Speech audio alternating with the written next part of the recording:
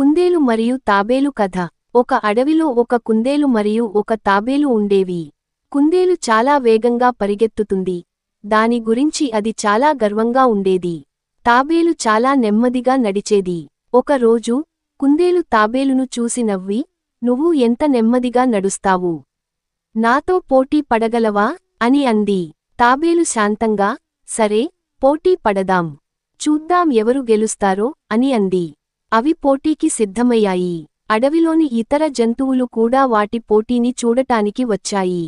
పోటీ ప్రారంభమైంది. కుందేలు చాలా వేగంగా దూసుకుపోయింది. అది క్షణాల్లో చాలా దూరం వెళ్ళిపోయింది. తాబేలు మాత్రం తన నెమ్మదిగా, స్థిరంగా నడుస్తూనే ఉంది. కుందేలు చాలా దూరం వెళ్ళాక వెనక్కి తిరిగి చూసింది.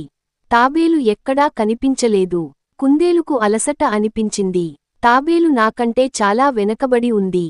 నేను కాసేపు విశ్రాంతి తీసుకుంటాను అని అనుకుంది. అది ఒక చెట్టు కింద పడుకొని నిద్రపోయింది. తాబేలు నెమ్మదిగా, నిరంతరం నడుస్తూనే ఉంది.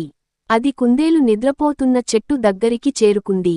కుందేలు నిద్రపోతూ ఉండటం చూసి తాబేలు తన ప్రయాణాన్ని కొనసాగించింది.